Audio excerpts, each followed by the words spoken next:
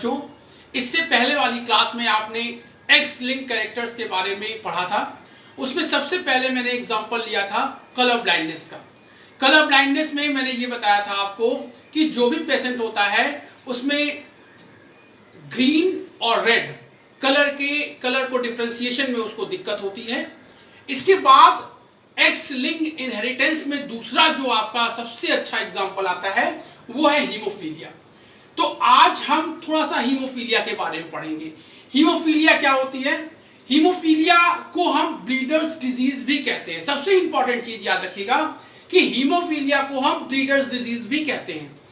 Haemophilia को सबसे पहले 1803 में जॉन कॉट ने यूरोपियन रॉयल फैमिली में रिपोर्ट किया था, क्वीन विक्टोरिया की फैमिली में। इसीलिए इसको हम रॉयल डिजीज भी कहते हैं। देखिए, हीमोफीलिया को हम ब्लीडर्स डिजीज कहते हैं और इसको हम रॉयल डिजीज भी कहते हैं, क्योंकि सर्वप्रथम 1803 में जॉन कॉट ने इसको यूरोपियन रॉयल फैमिली में रिपोर्ट किया था, क्वीन विक्टोरिया की फैमिली में रिपोर्ट किया था। इसीलिए इसको हम रॉयल डिजीज भी कहते हैं। ब्लीडर्स डिजीज से हम क्यों कहते हैं? क्योंकि हीमोफीलिया का जो पेशेंट होता है उसमें चोट लगने पर जो ब्लड क्लॉटिंग होनी चाहिए वो नहीं होती। इसमें ब्लड क्लॉटिंग या तो देर से होती है या फिर नहीं होती है, और अधिक समय तक ब्लीडिंग होने के कारण पेशेंट की डेथ भी हो सकती है। यहां पर एक चीज और महत्वपूर्ण है, चूंकि आप जानते हैं हीमोफीलिया का सीधा संबंध ब्लड क्लॉटिंग से है। एक सामान्य प्रोसेस में ब्लड क्लॉटिंग जो होती है वो एक नॉर्मल व्यक्ति में ब्लड क्लॉटिंग जो होती है 1 से 2 मिनट में हो जाता है। ब्लड क्लॉटिंग में लगभग आपके 12 फैक्टर इन्वॉल्व होते हैं, और यहां पर हीमोफीलिया का जो पेशेंट होता है उसमें दो प्रकार, चूंकि हीमोफीलिया 2 प्रकार की होती है, हीमोफीलिया ए और हीमोफीलिया बी। इन फैक्टर्स के आधार पर ही हमने हीमोफीलिया ए और बी को डिवाइड किया है। हीमोफीलिया ए के पेशेंट में factor 8 AHF anti hemophilic factor absent होता है, जिसके कारण ब्लड क्लॉटिंग नहीं हो पाती है। और दूसरा हीमोफीलिया बी, जिसमें आपका 9th फैक्टर कह सकते हैं आप उसको, प्लाज्मा थ्रोम्बोप्लास्टिन कंपोनेंट नहीं पाया जाता है, जिससे वहां ब्लड क्लॉटिंग नहीं होती है। आज हम उसके आगे बात करते हैं कि हीमोफीलिया को एक चीज और हम कहते हैं कि हीमोफीलिया में क्रिस क्रॉस इनहेरिटेंस पाई जाती है। हीमोफीलिया का जो जीन्स होता है वो रिसेसिव होता है और एक्स क्रोमोसोम पर पाया जाता है, ये आप जानते हैं।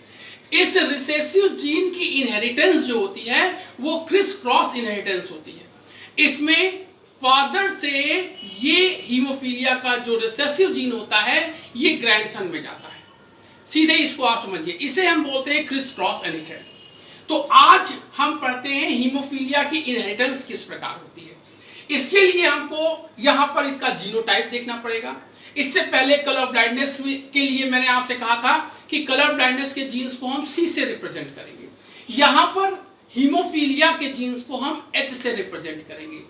जीनोटाइप मैंने दिया है, नॉर्मल मेल जो होता है, अब आप जानते हैं मेल को XY से लिखते हैं, तो नॉर्मल मेल XY हो गया। नॉर्मल फीमेल XX से रिप्रेजेंट करते हैं।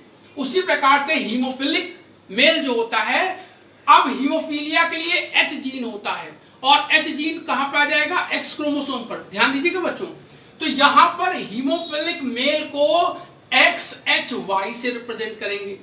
चौथा आता है कैरियर फीमेल।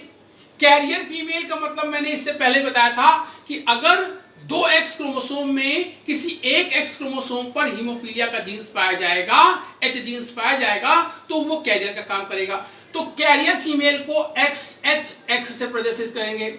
लास्ट में आता है हीमोफिलिक फीमेल। फीमेल हीमोफिलिक तब होगी जब दोनों X क्रोमोसोम पर H जीन्स पाया जाएगा, तो इसको हम रिप्रेजेंट करेंगे XHXH से। तो ये आपके लिए इंपॉर्टेंट है कि आप जीनोटाइप को दिमाग में रखें, और उसी के आधार पर हम इसकी इनहेरिटेंस को पढ़ेंगे। हीमोफीलिया की इनहेरिटेंस को पढ़ने के लिए सबसे पहला केस मैं यहां पर ले रहा हूं, hemophilic male is cross with normal female. ध्यान दीजिएगा, मैंने पहला यहां पर जो केस लिया है इसमें हीमोफिलिक मेल का क्रॉस एक नॉर्मल फीमेल से किया है। हीमोफिलिक मेल है तो उसका जीनोटाइप आप यहां से देख लीजिए, हीमोफिलिक मेल है, XHY, तो मैंने लिख दिया है XH और ये Y, यहां पर मैंने दोनों जीन्स को अलग कर दिया। नॉर्मल फीमेल के लिए XX होता है, तो मैंने लिख दिया XS, ये फीमेल का है और इधर मेल के लिए जीन्स है। अब इनको हम क्रॉस कराते हैं।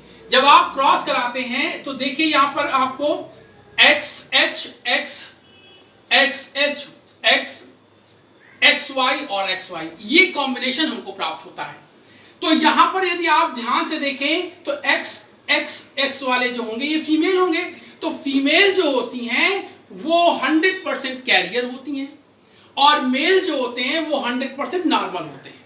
तो यहां से एक बात आपकी क्लियर हो जाती है, जब किसी हीमोफिलिक मेल का क्रॉस किसी नॉर्मल फीमेल से होगा तो उसकी जितने भी चाइल्ड्स होंगे, जितने भी बच्चे होंगे वो सब नॉर्मल होंगे। लेकिन इन सभी नॉर्मल बच्चों में जो डॉटर्स होंगी, फीमेल्स जो होंगी, वो कैरियर का काम करेंगी। क्योंकि फीमेल्स में XX 2 क्रोमोसोम पाए जाएंगे, तो किसी एक X क्रोमोसोम पर ही यहाँ पर जीन्स है हीमोफीलिया का, इसलिए ये कैरियर का काम करेंगी। कोई भी पेशेंट नहीं होगा। जब किसी हीमोफिलिक मेल का क्रॉस नॉर्मल फीमेल से होगा तो कोई भी चाइल्ड पेशेंट नहीं होगा, फीमेल्स कैरियर का काम यहाँ पर करेंगी। इसके बाद देखिए सेकंड केस में मैंने लिया है नॉर्मल मेल का क्रॉस कैरियर फीमेल से करा दिया है। Normal male XY, carrier female XHX।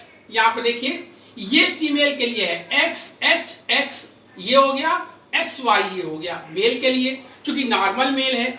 अब जब हम इनका क्रॉस कराते हैं तो जो हमको रिजल्ट प्राप्त होता है उसमें जो मेल हमको प्राप्त होते हैं 50% मेल जो होते हैं वो हीमोफिलिक प्राप्त होते हैं, हीमोफीलिया के पेशेंट होते हैं, और 50% जो मेल होंगे वो नॉर्मल होंगे। जबकि फीमेल की बात करते हैं तो 50% फीमेल जो होंगी वो नॉर्मल होंगी और 50% फीमेल जो होंगी वो कैरियर का काम करेंगी। इस क्रॉस से स्पष्ट है कि मेल 50% हीमोफिलिक, 50% नॉर्मल, फीमेल जो होंगी 50% नॉर्मल और 50% कैरियर का काम करेंगी। अब तीसरा केस हम यहां पर लेते हैं, जब किसी हीमोफिलिक मेल का क्रॉस कैरियर फीमेल से करा दिया जाता है। तीसरा केस बच्चों यहां पर है आपके सामने, हीमोफिलिक मेल है, इसका क्रॉस हमने किससे करा दिया है, कैरियर फीमेल के साथ। तो जब हम इनका क्रॉस कराते हैं तो रिजल्ट हमको क्या प्राप्त होता है कि जो मेल होते हैं वो 50% हीमोफिलिक प्राप्त होते हैं, 50% नॉर्मल मिलते हैं, जबकि फीमेल्स जो होती हैं वो 50% हीमोफिलिक और 50% कैरियर होती हैं। यहां पर कोई भी नॉर्मल फीमेल हमको प्राप्त नहीं होती है। 50% हीमोफीलिया की पेशेंट होंगी और 50% कैसी होंगी, उस रोग को ले जाने का कार्य करेंगी, कैरियर का काम करेंगी। अब लास्ट केस आता है कि हम नॉर्मल मेल का क्रॉस किसी हीमोफिलिक फीमेल के साथ कराते हैं। तो यहां पर देखिए बेटा, नॉर्मल मेल हमें थोड़ा सा चेंज करना पड़ेगा। हम यहां पर हीमोफिलिक मेल की जगह पर नॉर्मल मेल लेंगे। क्या लेंगे हम यहां पर, ये चौथा केस आपका बनेगा, चौथा एग्जांपल हम यहां पर लेंगे। जब यहां पर आपने लिया है नॉर्मल मेल, ध्यान दीजिएगा नॉर्मल मेल।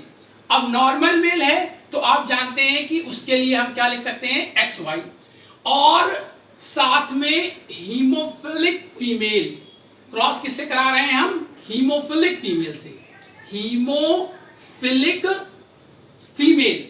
अब हीमोफिलिक फीमेल होगी तो यहां पर दोनों X पर H जीन्स होगा, तो चेंज करिए आप, X से XH कराइए तो ये सेम कॉम्बिनेशन आ जाएगा आपका XXH। इसमें भी देखिए XXH, ठीक। अब Y से कराइए आप, तो Y से जब हम कराएंगे तो XHY और XHY। तो यहां पर चेंजेस क्या आ रहा है, जो हमको फीमेल्स प्राप्त हो रही हैं वो 100% क्या हो रही हैं, कैरियर। ध्यान दीजिए, फीमेल जो होंगी वो 100% कैसी होंगी, कैरियर होंगी, जबकि जो मेल होते हैं वो 100% हीमोफिलिक हो जाते हैं। मेल कैसे हो जाते हैं, हीमोफिलिक हो जाते हैं, और फीमेल जितनी भी प्राप्त होती हैं वो कैरियर का काम करती हैं। Thank you.